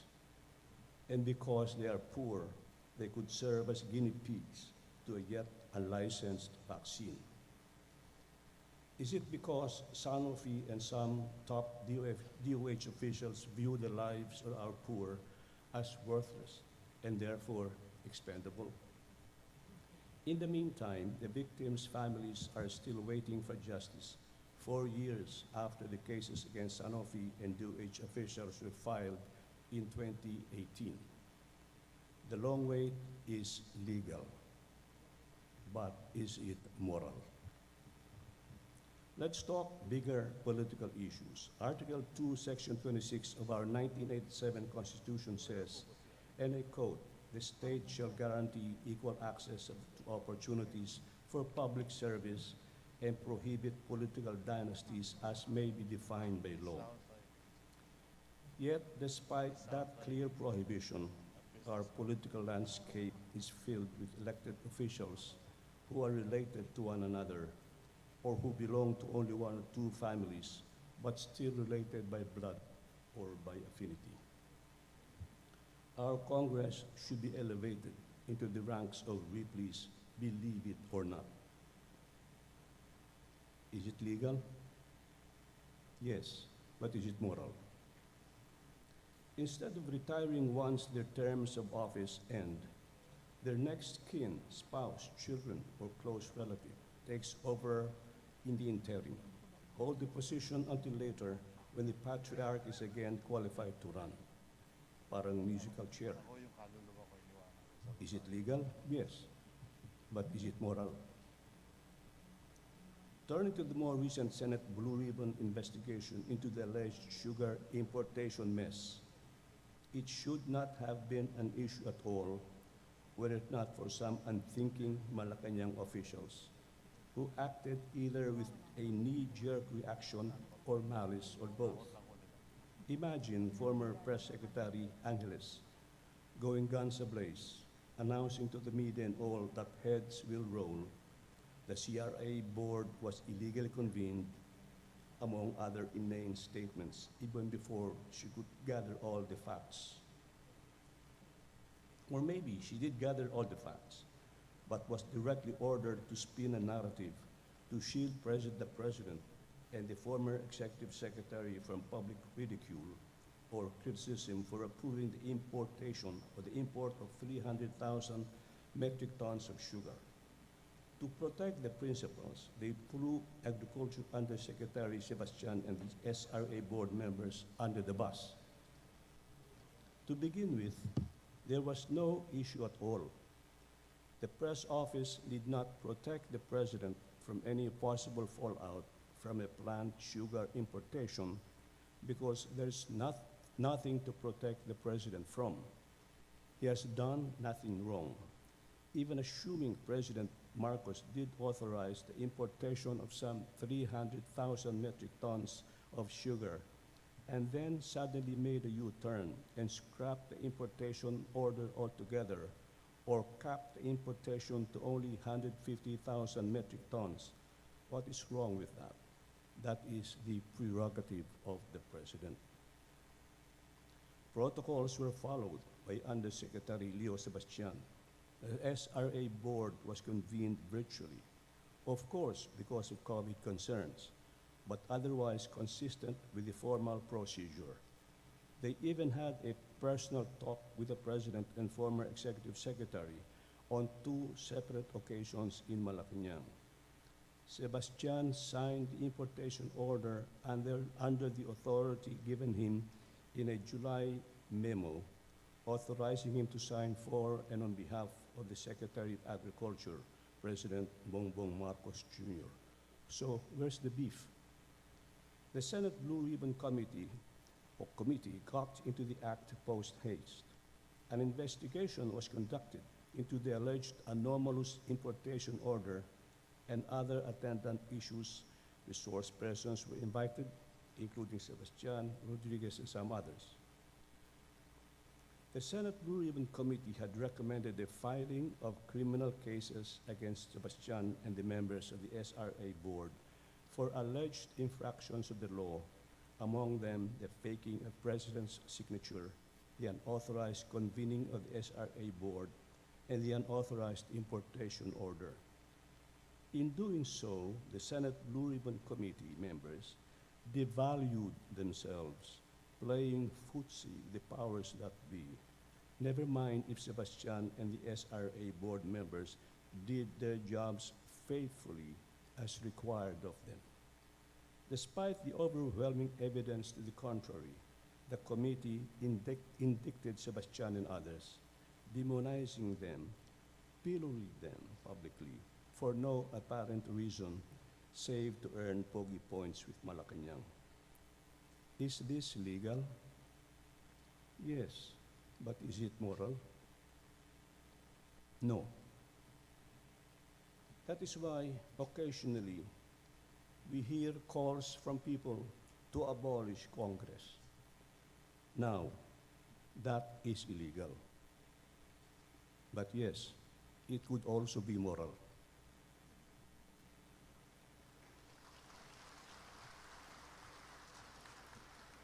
In closing, I urge you to consider what is moral and keep justice anchored to truth as you carry out your important work for your people and our nation.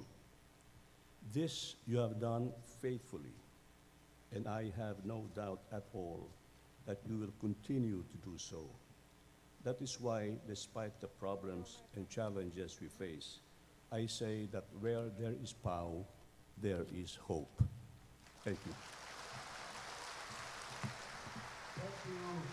Thank you once again, Dr. Dante A. Ang, Chairman Emeritus, the Manila Times, as outstanding publisher. We will always remember your message, Dr. Ang.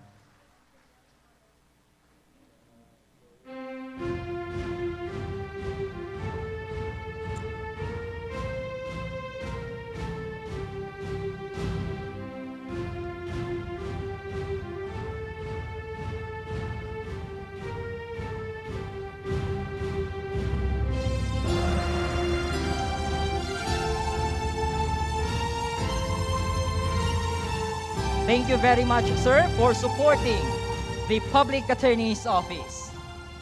A round of applause again to the most outstanding publisher, Dr. Dante A. Ang, the Chairman Emeritus of the Manila Times.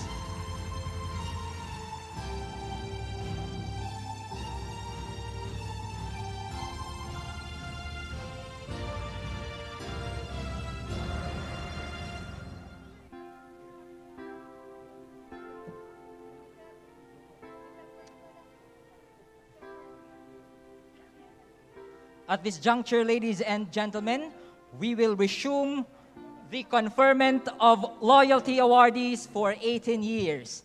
So we now request those awardees for 18 years to please be on standby.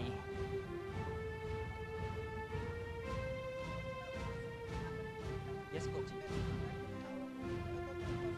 Congratulations to Attorney Rowena L. Lorenzana, Attorney Emilio R. Molina, Attorney Donna R. Ladao.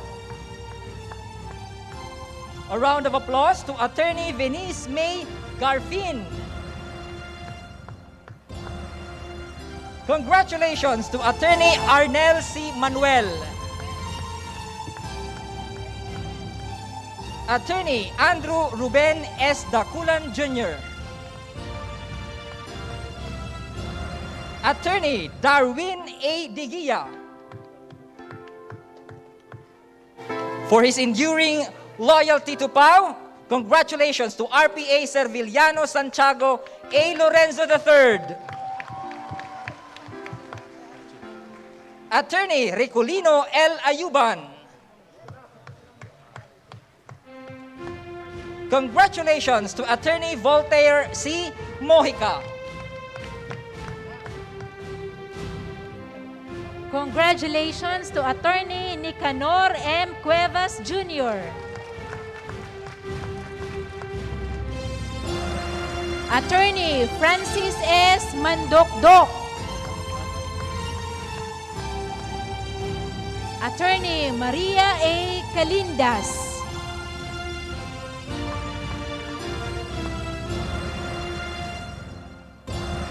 Congratulations to Attorney Rufino Roberto N. Ablan. Attorney Marcos Marcelinos S. Gonzalez. Attorney Ramon B. Alimba Jr. Attorney Jasper Adrian P. Cadelinia. Attorney Maribas L. Habawel.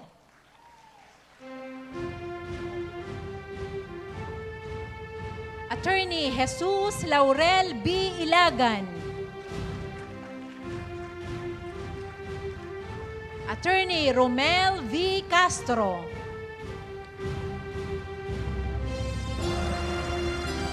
Attorney Christopher M. Aplaon.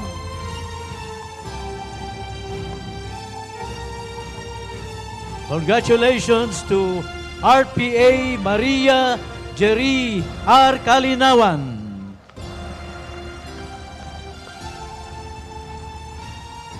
Attorney Ramon L. Salvani III. Attorney Eden D. Nicolas.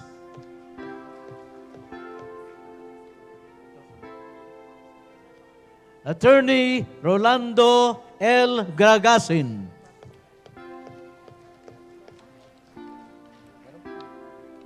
Attorney Eden T. Nicolas.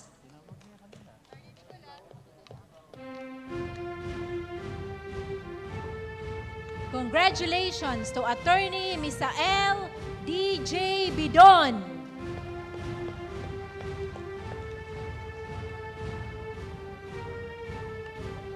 Attorney Melita E. Lauron.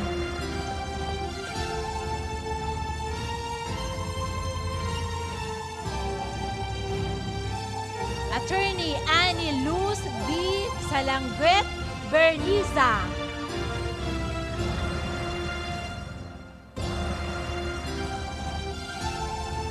Regional Public Attorney Marlon E. Buwan.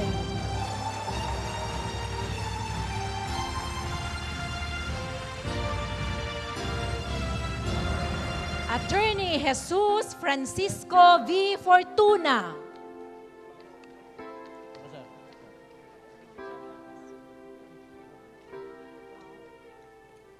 Let us now have the photo ops for this batch of awardees.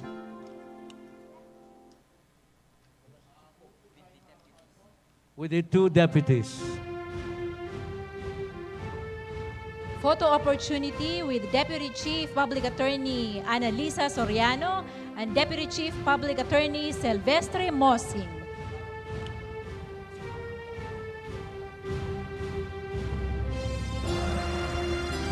You may remove your face masks for this photo ops.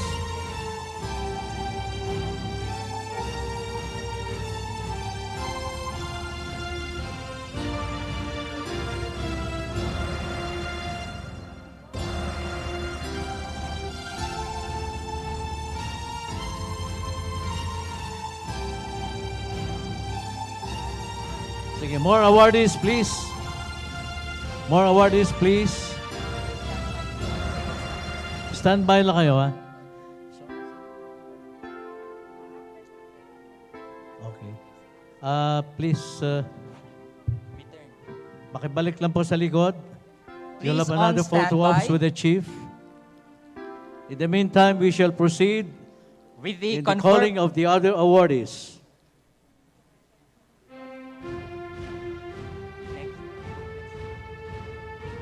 Congratulations to Attorney Jomar C. Torrio.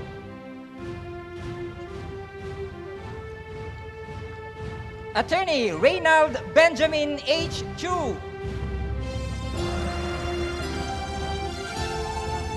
Attorney Ann C. Servando. Congratulations to Attorney Collins L. Coloma. Attorney Hannibal A. Baruga Jr.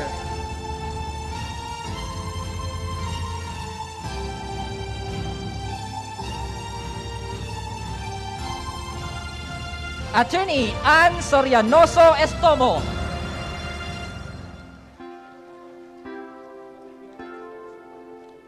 Attorney Alfredo B. Santos Jr.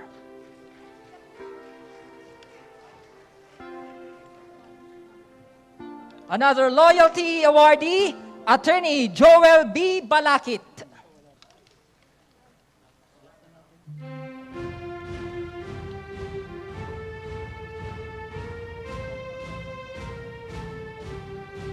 For his 23 years of outstanding service, congratulations to Attorney Gilbert D. Awiken.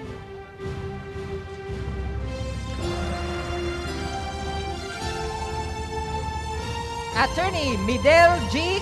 Kentelitiska.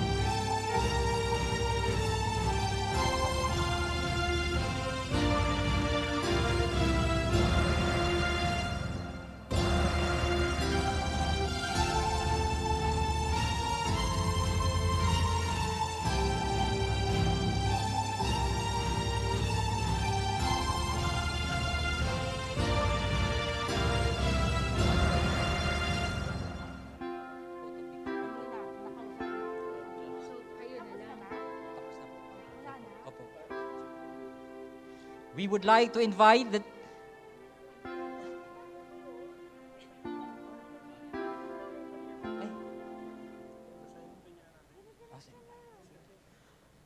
another set of awardees,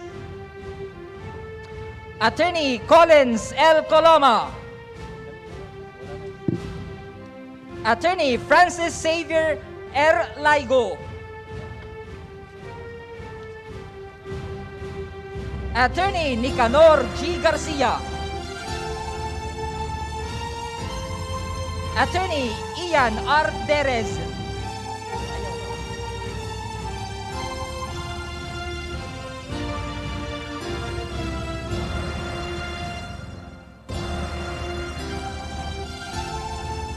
Attorney Godfrey T. Tubo.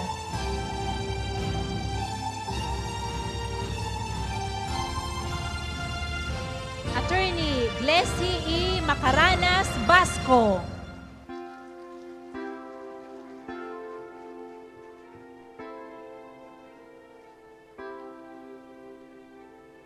Congratulations to the Regional Public Attorney Howard B. Areza.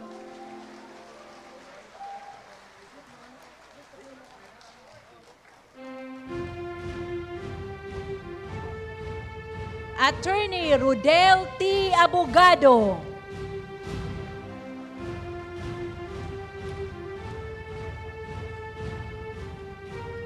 Attorney Ios Atom A. Viernes.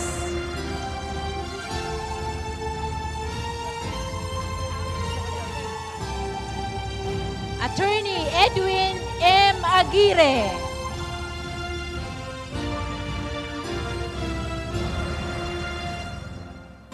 Attorney Maria Zaida M. Kilantang Alfiler.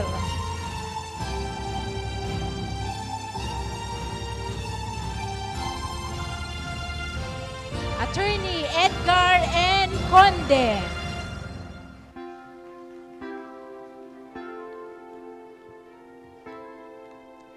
Attorney Arnel Alberto P. Cabato.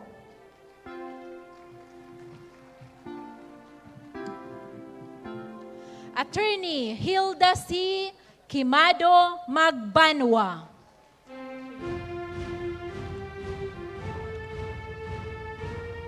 Attorney Porfirio M. Baluran Jr. Attorney Maria Nympha A. Tamparong.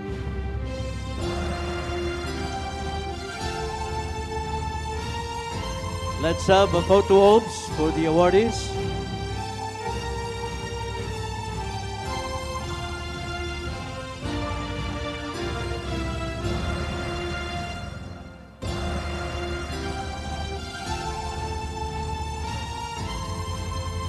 May we request the two Deputy Chief Public Attorneys to join the photo ops.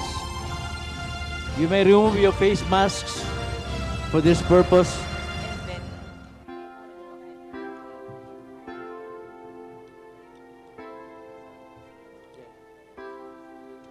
So, we will just inform. Pabalikan na lang natin. I-announce na natin.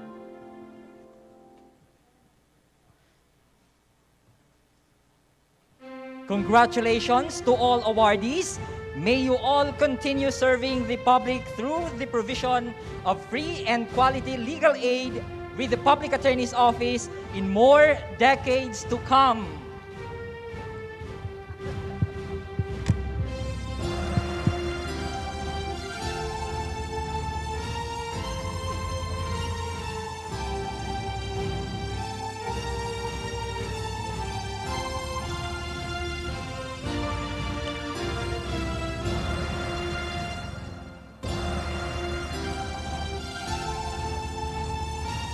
At this juncture, ladies and gentlemen, we would like to request everyone to please settle down as we kickstart to the next part of our program.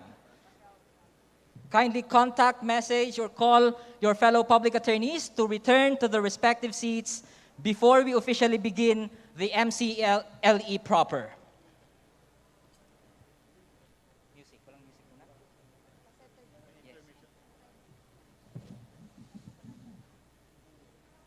Everyone who are still outside, please get in and return to your respective seats as we begin the MCLE proper.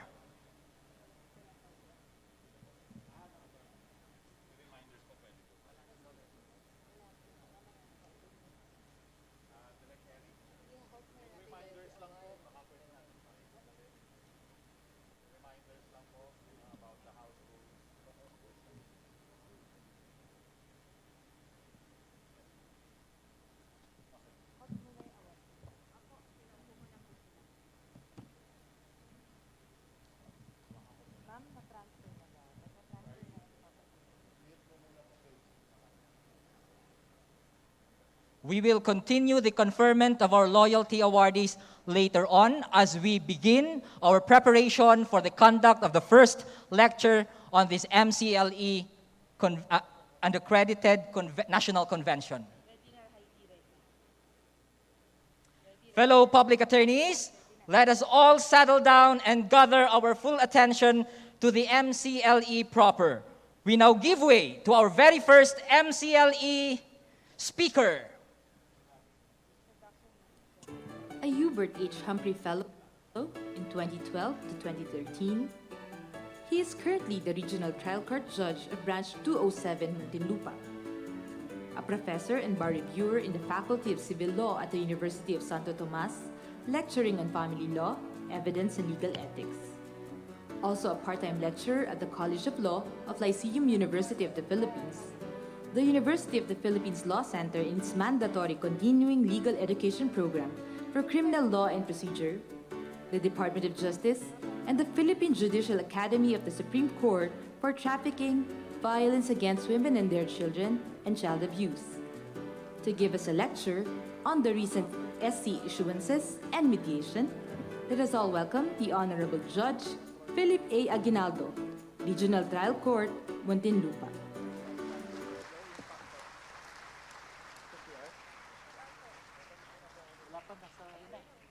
Good morning to everybody. I hope everybody's here. Those from the NCR, particularly Pao Muntinlupa, andito ba kayo? Ay, be sure magre-recite kayo mamaya.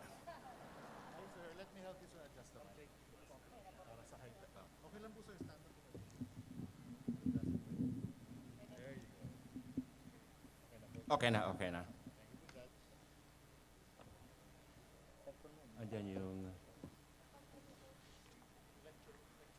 andyan, okay.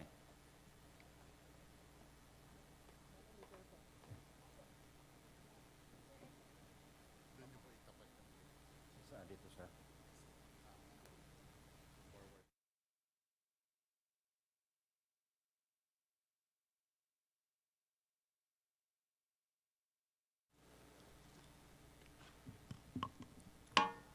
Well, the first lecture is on the latest Supreme Court circulars and administrative matters.